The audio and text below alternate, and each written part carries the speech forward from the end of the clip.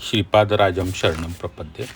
आता बरेच दिवस आपला कथेचा भाग आपण रेकॉर्ड केला नव्हता आणि आपले 8 अध्याय झालेले होते. तर आपण आज 9व्या अध्यायाला सुरुवात करणार आहोत. श्रीपादराजम शरणम प्रपद्ये, अध्याय 9. कर्मफल मीमांसा. तो दिवस गुरुवार होता. सायंकाळी सूर्योदय समयी गुरुचा होरा चालू होता. मी व तिरुमलदास एका खोलीमध्ये ध्यानस्थ बसलो होतो.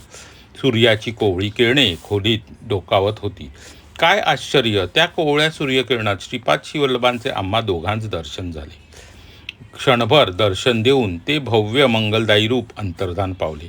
काही वेळाने सूर्यकिरणांच्या प्रखरतेमुळे आम्ही ध्यानातून भानावर आलो. परमपूजनीय अत्यंत मंगलप्रद असलेला भोळा 16 वर्षाचे श्रीपाद श्रीवल्लभाचे रूप दर्शन घडणे हे केवळ प्रभूच्या अव्याज करुणेचे फळ होय.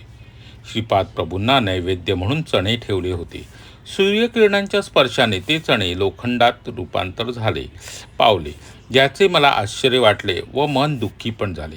प्रभूंचे दर्शन आणि चणे लोखंडात रूपांतरित होणे हे काही विशेष अशुभ सूचक आहे का, अशी मानसिक चिंता आम्हाला वाटू लागली.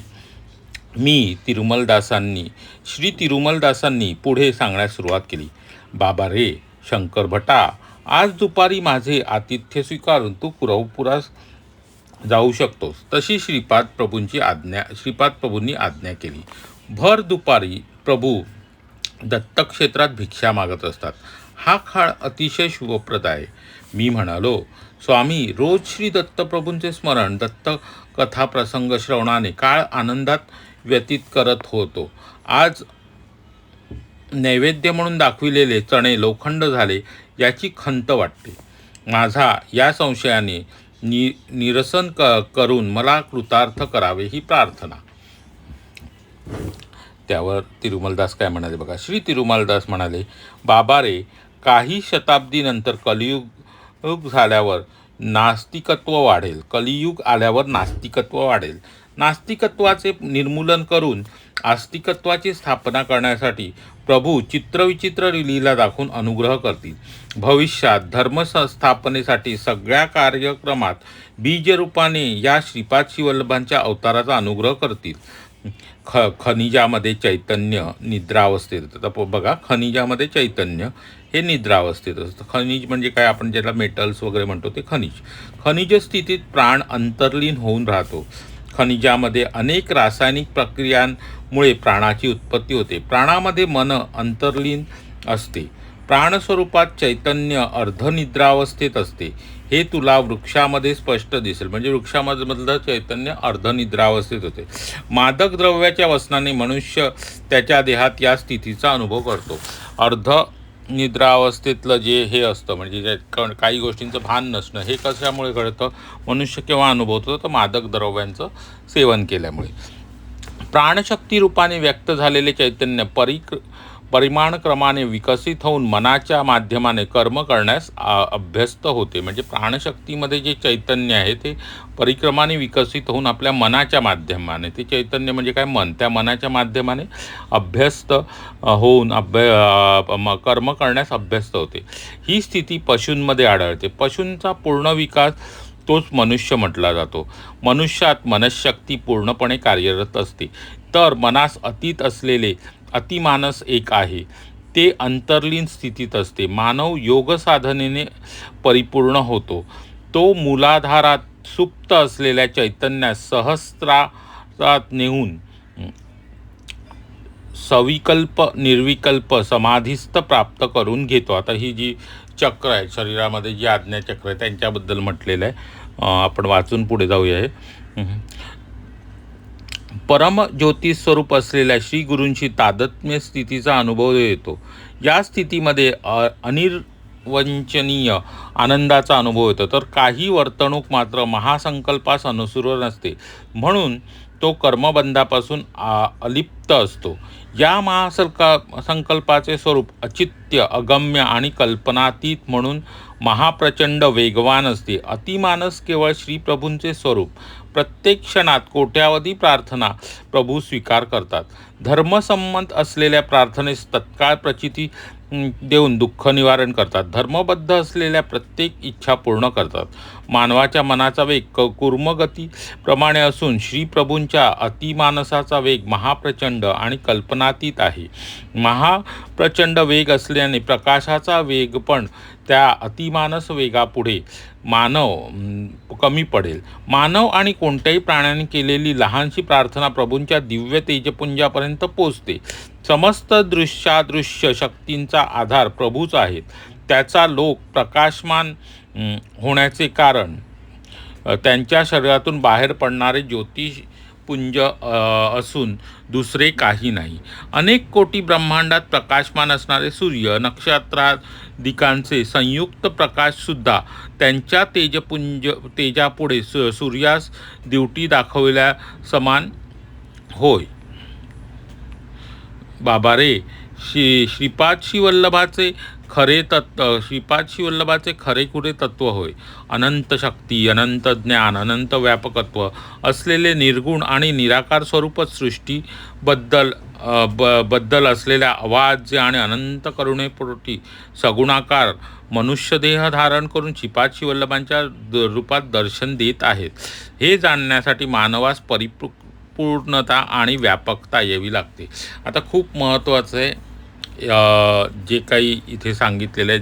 फारसं कळणार नाही, पण ते चेतना ही प्रत्येक वस्तूमध्ये असते. आपण जे म्हणतो ना, दगडाधोंड्यामध्ये, निर्जीव वस्तूमध्ये पण देव आहे, तर ते त्याच्यामध्येही चैतन्य असते. पण ते कसं असतं, सुप्त अवस्थेत असतं किंवा निद्रा अवस्थेत असतं. त्यामुळे त्या वस्तूंची आहे. प्राण्यांमध्ये ते अर्धनिद्रा अवस्थेत असतं. त्यांच्यामध्ये वृक्षांमध्ये वगैरे ते अर्धनिद्रा अवस्थेमध्ये असतं. आणि पशूंमध्ये ते विकसित असतं. आणि ते विकसित झाल्यामुळे त्याच्यामुळे मनाचा अभ्यस्त करते आणि मग कर्म करण्याची शक्ती मिळते. आणि त्या पशूंचा पूर्ण विकास होऊन तो मनुष्य बनतो. आणि मनुष्यामध्ये हे चैतन्य अतिशय विकसित असतं. आणि श्रीपाद श्रीवल्लभ प्रभूंचं वर्णनसुद्धा इथे त्या चैतन्य आणि प्रकाशाच्या स्वरूपात केलं आहे. त्याचा प्रचंड वेग असतो. मनुष्याच्या मनाचा वेगापेक्षाही प्रचंड असा वेग आहे. त्याचं तेज हे कोटी सूर्यांपेक्षा जास्त आहे. त्या कोटी सूर्यांच्या ब्रह्मांडांचा प्रकाश म्हणजे प्रभूच इथे बघा. आपण जे म्हणतो ना, निराकार देव, ज्याला आकार नाही, असं ते चैतन्य स्वरूपातलं श्रीपाद श्रीवल्लभांचं इथे वर्णन केलं आहे. त्यांचं तेज भरपूर आहे. आणि प्रत्यक्ष सूर्याचा प्रकाशसुद्धा, सूर्याला आपण ड्युटी दाखवल्यागत त्यांच्यापुढे असतो. इतकं प्रचंड त्यांचं तेज आहे. आणि हे असे प्रचंड असं तेजपूर्ण असं व्यक्तिमत्व, ज्योतिस्वरूप जे व्यक्तिमत्व नाही म्हणजे ज्योतिस्वरूप जी शक्ती आहे ती फक्त केवळ मानवाच्या कल्याणासाठी या पृथ्वीतलावर मनुष्यदेह धारण करून आलेली आणि श्रीपाद श्रीवल्लभ प्रभूंच्या रूपात दर्शन देत आहे.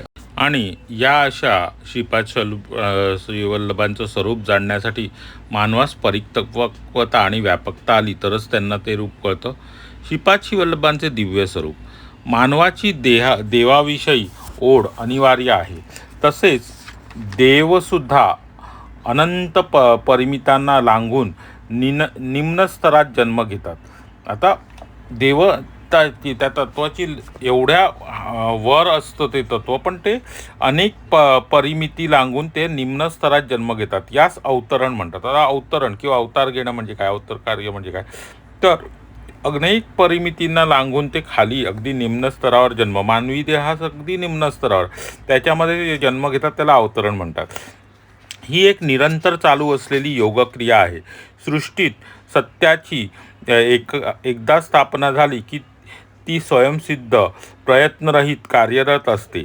सत्य, ज्ञान आणि अनंत स्वरूप असलेल्या श्रीपाद श्रीवल्लभांनी सत्याची सृष्टीमध्ये स्थापना करण्याचे संकल्पाने दिव्य भव्य अवतार घेतला.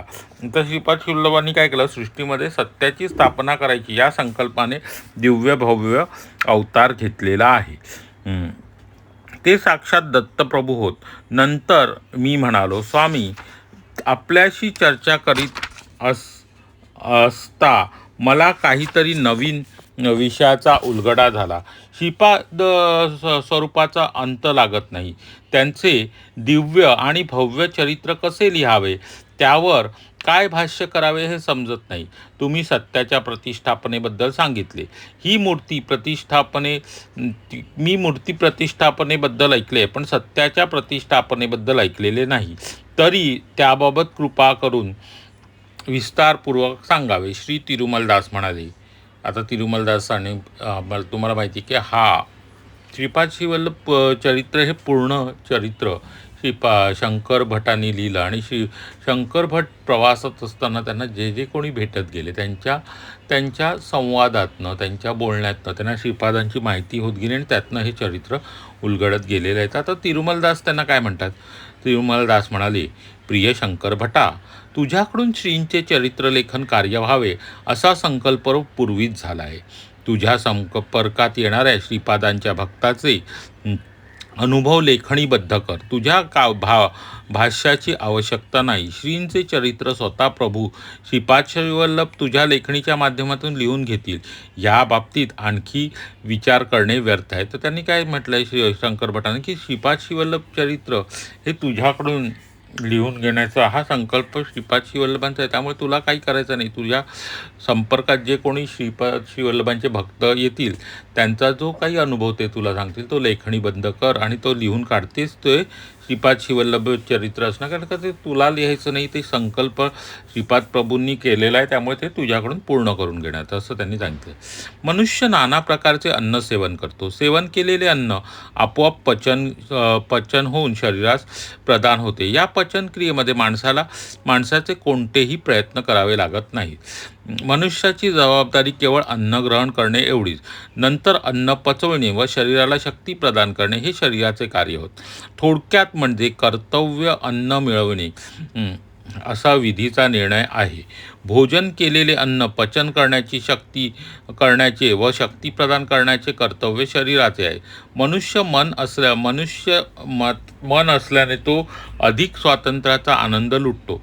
बरोबर वा चुकीच्या कृती करण्यास संधी असते. शरीरास ते स्वातंत्र्य नाही. जेवलेले अन्न पचन करून शरीरास शक्ती संपन्न होणे शरीराचे कर्तव्य आहे. अन्नसेवन केलेल्या मनुष्यास इच्छा असो किंवा नसो प्रयत्नाशिवाय ते नैसर्गिक कृती पार पडते. त्याचा अर्थ शरीराला कर्तव्य नेमून दिलेले आहे. आता बघा, मनुष्य काय उदाहरण देऊ की मनुष्य नाना प्रकारचं अन्न सेवन करू शकतो. त्याला फक्त अन्न सेवन करायचं, मग ते पचन कसं करायचं, काय करायचं ती चिंता त्याला करावी लागत नाही. तो शरीराचा धर्म आहे. मनुष्य जे काही खाईल त्या अन्नाचं पचन करण्याचं काम हे शरीराला नेमून दिलेलं, तो शरीराचा धर्म असतो आणि त्याप्रमाणे शरीर करत असतं. इथे असं तिरुमलदास शंकर भटांना सांगत आहेत. शरीर संबंधित सत्याची स्थापना झाल्याकारणाने आता हे काय झालं, हे शरीर संबंधित सत्याची स्थापना आहे. अनुप्रायाने मनुष्याला संकल्पाचे प्रमेय नसून ते सतत चालू असते. म्हणजे त्याला मनुष्याच्या संकल्पाचे प्रमेय नसतं. की प्रमेय म्हणजे काय, नियम. आता प्रमेय हा शब्द आपल्या गणितात सुद्धा वापरतात की अनेक प्रमेय असतात, नियम असतात की ते नियमाप्रमाणे वागणं हे बंधनकारक शरीराला नाही आहे. मनुष्याच्या मनाचे प्रमेय म्हणजे मनुष्याला वाटते की आपण हे खावं आणि हे पचवावं असं नाही होत. तुम्ही जे खाण्यापर्यंत स्वातंत्र्य तुम्हाला, पण ते जे काही खाल ते पचवायचं काय करायचं कार्य शरीराकडे आहे आणि त्याला त्या मनाचे काही नियम लागू पडत नाही. प्रकृती म्हणजे सृष्टीतील सगळ्या क्रिया प्रतिक्रिया सत्याच्या आधारावर प्रकृती म्हणजे सृष्टीतील सगळ्या क्रिया प्रतिक्रिया सत्याच्या आधाराने घडतात. सूर्योदय, सूर्यास्त, ऋतुचक्र, ग्रह नक्षत्रादींचे चलन या सत्याच्या आधारावर घडलेच पाहिजे. हा अनुल्लंघनीय कायदा आहे. याच्या विपरीत करण्याचे स्वातंत्र्य त्यांना नाही. सर्वव्यापकत्व असलेले प्रभू सृष्टीतील प्राणीमात्रांविषयी असलेल्या करुणेमुळे त्यांनी नेमून दिलेली कर्तव्य काही प्रमाणात शिथिल करतात. कृतायुगामध्ये संकल्प मात्रे सकल सिद्धी प्राप्त होय असे तर आता कृतयुगामध्ये काय सकल मात्रे सिद्धी प्राप्त होय, तर त्रेतायुगामध्ये यज्ञयागाने आणि द्वापरयुगामध्ये तंत्र अस्त्राने प्राप्त होत. कलियुगामध्ये तंत्रशास्त्राला महत्त्व आहे. कलियुगी यंत्राने सकल सिद्धी प्राप्त होतात. युगधर्मास अनुसरून सुबोधतेचा परिचय करून दिला जातो. लोकांचे शक्ती सामर्थ्य कमी होत असल्याने सुबोधतेचे धोरण ठरविलेले आहे. निरंतर ध्यानाने श्रीपादांचे दर्शन. 3 दिवस अहोरात्र निरंतर श्रीपाद श्रीवल्लभांचे स्मरण केल्याने त्यांचे ध्यान करणाऱ्यास श्रीपाद श्रीवल्लभ शरीर दर्शन देऊन धन्य करतात. मानवाच्या पतनास लाख मार्ग असतील तर देव त्याच्या उद्धारासाठी 10 लाख मार्गांनी अनुग्रह करतो. दत्तप्रभू त्यांचे अवतार सिद्ध, योगी, अवधूत, महासिद्ध यांच्याकरवी सृष्टीचे पालन करीत असतात. पूर्वयुगातील दत्त हेच श्रीपाद आहेत का? आता बघा, परत शंकर भटांनी शंका मांडलेली. अशी शंका तुझ्या मनात बीजरूपाने असल्याकारणाने श्रीपादांनी तुझ्या शंकेचे निवारण करण्यासाठी नैवेद्यास दाखविलेले चणे लोखंडात रूपांतरित केले. आता चण्याचं लोखंडात रूपांतरण का झालं हा लक्षात ठेवा. तर पूर्वयुगात जे दत्त होते तेच आता श्रीपाद श्रीवल्लभ आहेत का, अशी शंका शंकर भटांच्या मनात होती. शंकर भटाच्या मनात काय शंका होती की पूर्वयुगात जे दत्त होते तेच आता श्रीपाद श्रीवल्लभ आहेत का असे अशी शंका तुझ्या मनात बीजरूपाने असल्याकारणे, बीजरूपाने त्यांच्या मनात ते कुठेतरी शंकेचं छोटंसं बीज होतं. त्यामुळे श्रीपादांनी शंकेचं निवारण करण्यासाठी नैवेद्यास दिलेले चणे लोखंडात परिवर्तित केले. माता अनुसयाने लोखंडाचे खाण्यायोग्य चणे केले होते. मी या कलियुगात प्रत्यक्ष, आता माता अनुसयाने काय केलं होतं की लोखंड जे होतं त्याचं आपल्या तपोचरणाने परिवर्तन करून खाण्यायोग्य अशा ह्याच्यामध्ये त्यांनी परिवर्तन केलं होतं. कशामध्ये? चण्यांमध्ये लोखंडाचं परिवर्तन केलं होतं.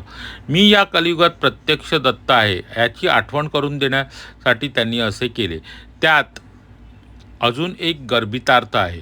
तुझ्या कुंडलीत गुरु नीच स्थानात आहे. तो गुरुग्रहाचा व चण्याचा संबंध आहे. गुरुग्रहांमुळे तुझ्यावर येणाऱ्या विपत्ती बीजरूपाने असून त्या अंकुरित न होण्यासाठी चण्याचे लोखंडात परिवर्तन करून तुझ्या निदर्शनास आणले. म्हणजे तुझ्यामध्ये जे काही गुरुग्रहाच्या परिणामांमुळे जे काही होणार होतं, तुझ्यावर ज्या विपत्ती संकट होणार होती आणि त्या बीजरूपाने असलेल्या संकटाचं तर ते लोखंडाच्या रूपातच झालं तर ते आता ते काही फलितच होणार नाही, बीजरूप फलितच होणार नाही. त्यामुळे ती संकट अशा प्रकारे त्यांनी श्रीपाद श्रीवल्लभांवरून दूर केलेली आहेत. कारण का काहीतरी असे चमत्कार वेगळं असं काहीतरी करून श्री सद्गुरू नेहमी काहीतरी भक्तांवर येणाऱ्या संकटाचं निवारण करत असतात.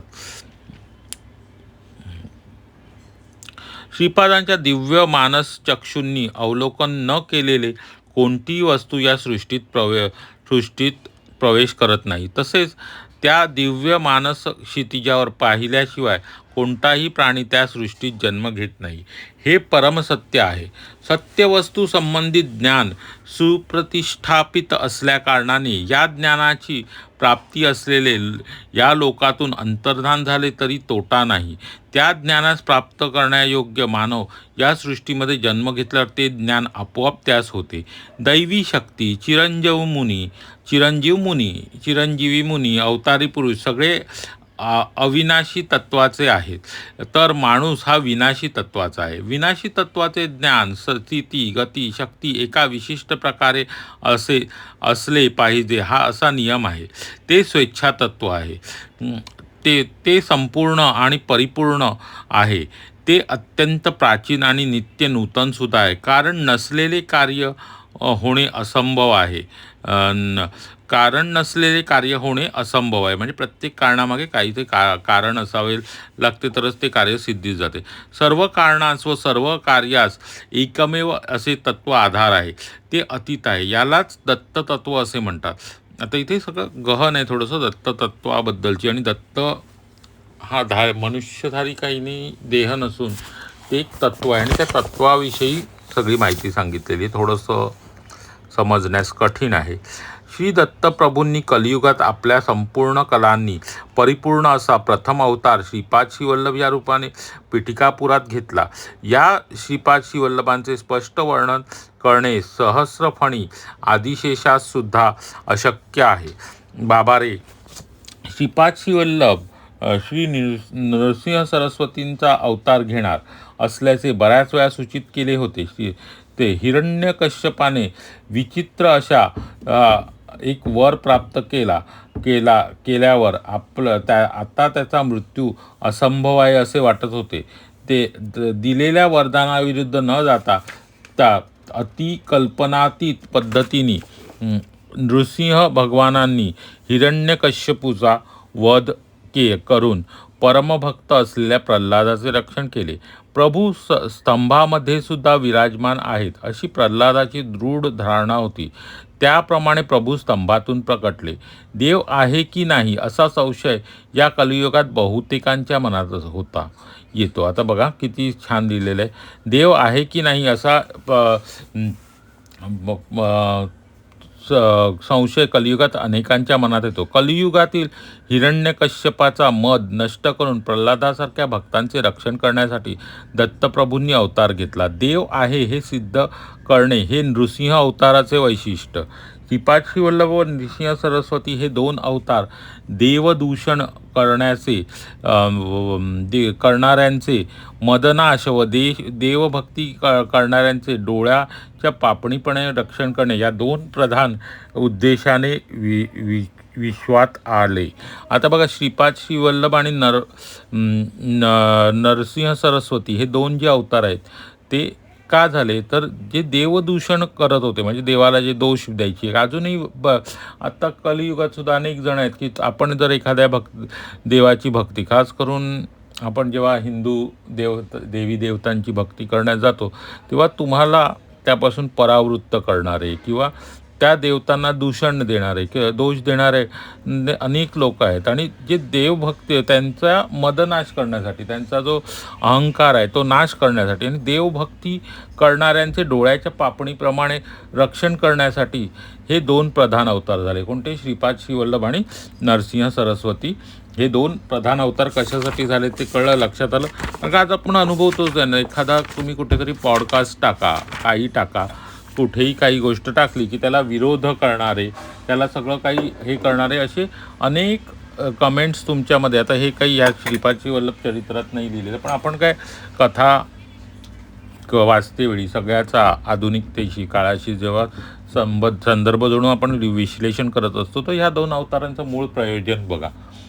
तुम्ही कुठेतरी एखाद्या देवाची भक्ती करत असाल तर त्याला नावं ठेवणारी सुद्धा म्हणजे सहज घडणार आहे, म्हणजे आणि अशी लोकं भेटणारच आहेत. त्यामुळे ती लोकं भेटल्यावर आपण आपली भक्ती जे सोडायची नसते हे लक्षात घ्या. तिरुमलदास बोलत होते, मी ऐकत होतो. माझ्या मनात एका संशयाने घर केले. मी भुजपत्रावर श्रीपाद श्रीवल्लभांचे चरित्र लिहित होतो. भविष्यकाळात लोक कोणत्या पत्रावर स्वामींचे चरित्र लिहितील बरे? शालिवाहन शक त्यावेळेस चालू होते. हून शक प्रचारात येणार असल्याचे स्वामींचे म्हणणे आहे. खरे पाहता श्रीकृष्णाचे निर्वाण कधी झाले, हे कलियुग कोणत्या दिवशी कोणत्या घटिकेस सुरू झाले? भविष्यकाळातील लोकांच्या कालगणनेप्रमाणे भविष्यात येणाऱ्या पत्रावर जर श्रीपाद वल्लभ लिहून दाखवित असतील तर श्रीपाद खरेच दत्तात्रयाचे अवतार आहेत याचा मला विश्वास होईल. माझ्या मनात संशय तिरुमलदासांच्या पुढे व्यक्त न करता ते जे सांगत होते ते ऐकण्याचे सोंग करून लोखंडात परिवर्तित झालेल्या चण्यांकडे स्मित करून मी बघत होतो. अचानक तिरुमलदासांचा आवाज घोगरा झाला. वाकशक्ती नष्ट झाली.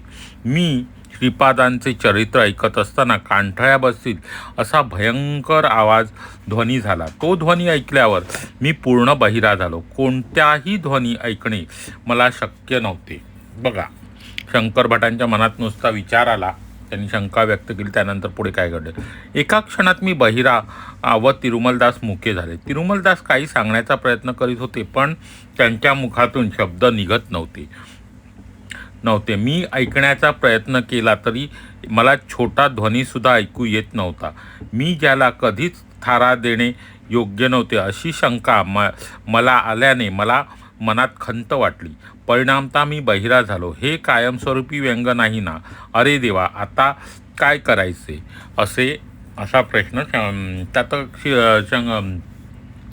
शंकर भटांनी काय मनातल्या मनात शंका व्यक्त केली की कलियुगात ज्या ह्याच्यात ते अवतार कलियुगात जेव्हा ते सगळं घडणार आहे त्यावेळेला ते कोणत्या पत्रावर, जी कालगणना असेल त्या काळातल्या त्या एखाद्या पानावर म्हणजे पानावर जे काही त्यावेळेचं आताचं पान आहे तर त्याच्यावर ते लिहून मला दाखवावं, तर मी मानेन की श्रीपाद श्रीवल्लभ हे दत्तप्रभूंचे अवतार आहेत. स्वतः श्रीपाद श्रीवल्लभ लिहिणारे शंकर भटसुद्धा. आपण पण बऱ्याच वेळा काही जण श्रद्धेने हे करतात, काही जण प्रमाण मागतो, देवतेच्या अस्तित्वाचं प्रमाण मागतो, प्रचिती मागत असतो. हल्ली खूप प्रकार झालेत प्रचिती मागण्याचे, प्रमाण मागण्याचे प्रकार वाढत चाललेले. तसं या शंकर भटांनी म्हटलं की तुम्ही जर दत्तप्रभूचं प्रमाण द्या. आणि ते असं होतं, असा मोठा चमत्कार झाला की त्यांना मोठा आवाज झाला, त्यांना ऐकू येईना, तिरुमलदासांना बोलता येईना, एकाची वाचा गेली, एकाचं ऐकण्याची शक्ती गेली, ते बहिरे झाले, असं सगळं झालेलं आहे. आणि आता हे तर मनात शंका आणली दासांच्या पुढे, काही शंकरभट बोलले नाहीत, पण हे सगळं झाल्यामुळे हे मनातून घाबरले. आणि पुढे जर हे सगळं असंच चालू राहिलं तर मग त्यांना भीती वाटली, म्हणजे कायमचं तर होणार नाही ना माझ्याबरोबर. नैवेद्यासाठी ठेवलेल्या लोहचड्यांचे श्रीपाद राजम शरणम प्रपद्य या वाक्यात रूपांतर आणि श्रीकृष्णाचा निर्वाळ. कारण का आपल्या सगळ्यांना माहिती आहे की श्रीकृष्णचं जे युग होतं ते द्वापर युग होतं. आणि श्रीकृष्ण जेव्हा गेले इथून पृथ्वी तलावरून गेले, त्यांनी त्यांचं अवतार कार्य संपवलं आणि त्याच्यानंतर कलियुग सुरू झालेलं आहे. तर ते कधी नक्की झालं, काय हे होतं ते, असा प्रश्न त्यांनी शंकर भटांच्या मनात आला होता. इतक्यात नैवेद्यासाठी ठेवलेले चणे अर्थात लोखंड तेलुगू भाषेत श्रीपाद राजम शरणम प्रपद्य अशा अक्षरात रूपांतरित झाले. त्यावर शुभ्र असे पत्र दिसून आले. आम्ही बघता बघता पत्राचा आकार वाढून दीर्घ चतुसूत्र झाला. ते पत्र भुजपत्रापेक्षा अतिशय पातळ, स्पर्शास मृदू असे वाटत होते. त्यावर काळ्या रंगाचे सुंदर अक्षर उमटले. तेलुगू लिपीत त्यावर असे लिहिले होते: श्रीकृष्ण निर्वाण, ख्रिस्तपूर्व 3102 साली फेब्रुवारी 18 तारखेस रात्री 2:27 झाले. प्रमाथी नाव संवत्सर चैत्र शुद्ध प्रतिपदा, शुक्रवार, अश्विनी नक्षत्र. श्रीकृष्ण निर्वाणानंतर कलियुगाचा प्रवेश झाला. माझ्या अंगास दरदरून घाम फुटला. माझ्या शरीरातील सर्व पाणी घामाद्वारे बाहेर पडत होते. शरीर अतिकंपायमान झाले. श्रीपाद श्रीवल्लभ अदृश्य रूपाने तेथेच आहेत अशी माझी खात्री झाली. मनात विचार आला की काय माझे दुर्दैव, कुरवपुरात जाणे आता एका स्वप्नाप्रमाणे आहे. श्रीपाद श्रीवल्लभांनी नरसिंहावतार धारण करून माझा वध केला तर काहीच आश्चर्य नाही. वस्त्र धुवून पिळून वाळत टाकतात तसे शंकरभटास धुवून वाळत टाक अशी आज्ञा दासास झाली तर मी काय करू? भगवानांची आज्ञा केल्यास ब्रह्मज्ञानासंबंधित विषयाचे आपण आत्मज्ञानी आहोत याचा आव आणून कश्चित गुरु आपल्या शिष्यवर्गास बोध करतात. आता बघा, खूप चांगलं आहे. भगवंतांची आज्ञा केल्यास तिरुमलदास नक्की मला वस्त्राप्रमाणे दगडावर आपटून पिळून वाळत टाकतील. आता पुढचं वाक्य, ब्रह्मज्ञानासंबंधित विषयाचे आपण आत्मज्ञानी आहोत असा आव आणून कचित गुरु आपल्या शिष्यवर्गास बोध करतात. द्रव्यार्जन हेतूने एखाद्या शिष्याची प्रशंसा पण करतात. तो शिष्य अमक्या गुरूंनी माझी प्रशंसा केली या अहंकाराने मिरवीत असतो. अशा प्रकारचे गुरु शिष्य दोघेही दोषाचे भागीदार आहेत. रजककुलात जन्म झालेल्या तिरुमलदासांच्या करवी कुलोत्पन्न अशा मला ब्रह्मज्ञानाचा बोध होणे हे श्रीपादांचे चातुर्य होय. परिसरातील इतर रजक आपल्या वृत्तीमध्ये निमग्न होते. ते या गहन विषयासंबंधी चर्चा करत नव्हते. त्यांना तशा गोष्टी समजू शकत नव्हत्या. हे काही असो, श्रीपाद प्रभू माझे एकमेव आश्रयस्थान होते. आता इथे काय म्हटलं की ब्रह्मज्ञान प्राप्त झाल्याचा आव आणून बरेचसे गुरु आपल्या शिष्यांना उपदेश करत असतात आणि काही वेळेला शिष्याची प्रशंसा द्रव्याच्या हेतूने म्हणजे द्रव्याजन, तर गुरु होणं हे सुद्धा द्रव्य मिळावं, काहीतरी मिळावं या हेतूने काहीतरी गोष्टी करून मग एखाद्या शिष्याची प्रशंसा करायची, हे करायचं, हे सगळं असे जे गुरु शिष्य आहेत त्या दोघेही दोषाचे भागीदार होतात. म्हणून गुरुपद कधी कोणाचं घेऊ नये, लक्षात ठेवा. कोणाचंही गुरुपद घेऊ नये. आपल्याला थोडा जरी ज्ञान असलं तरी गुरुपद कोणाचं घ्यायचं नाही. गुरुपद हे होण्यासाठी, ब्रह्मज्ञान सांगण्यासाठी खूप मोठी योग्यता, खूप काहीतरी असावं लागतं. महान योगी, तपश्चर्या केलेल्या माणसांनी गुरुपद घ्यावं. आपल्यासारख्या सामान्य माणसांनी कोणाचंही गुरुपद किंवा महाराजपद, बाबापद, मी जे म्हणतो ना, मी कधी कधी म्हणतो मला कोणी बाबा करून, मी तुम्हाला वाचलेलं सांगू शकेन, पण ती शक्ती किंवा त्या प्रकारचं ज्ञान मी तुम्हाला नाही देऊ शकणार जे गुरु देऊ शकेल. जर तुम्हाला कुठे संकटात असाल तर तुम्हाला स्वामींनाच हाक मारायची आहे, श्रीपाद श्रीवल्लभांना हाक मारायची आहे, तुम्हाला तुमच्या संकटातून बाहेर काढणार आहे. तिथे मी तुम्हाला मार्ग दाखवू शकत नाही. मला माझंच उद्या काय होणार आहे ते कळत नाही, तर मी तुम्हा लोकांना काय सांगू. म्हणून असं खोटं बाबापद, गुरुपद कधीही कोणाचं घेऊ नये, कोणत्याही अपेक्षेने. कोणाकडून काहीतरी द्रव्य मिळणार आहे काय म्हणून कोणाची प्रशंसासुद्धा कोणाची प्रशंसा करायची नाही, त्याच्याकडून कोणत्या अपेक्षेने. मग तो दोष त्या दोन्हीला, खोट्या गुरुच्या मागे लागणाऱ्या त्या शिष्याला आणि खोट्या गुरुला शिष्याला चुकीचं मार्गदर्शन करणाऱ्या, चुकीचं हे दाखवणाऱ्या त्या गुरुला, दोघांनाही तो दोष लागत असतो. कलियुगात काय चाललं आहे हे तुम्हाला माहिती, म्हणूनच त्याला तर कलियुग म्हणतात. मी तिरुमलदासांकडे पाहिले. त्यांचे मुख शांत असून ब्रह्मतेजाने झळकत होते. नंतर माझ्या मनात असे विचार आले की मी तिरुमलदासांना ब्राह्मण असून कलंकित मन असलेला की तिरुमलदास ब्राह्मण असून कलंकित मन असलेला मी एक रजक आहे.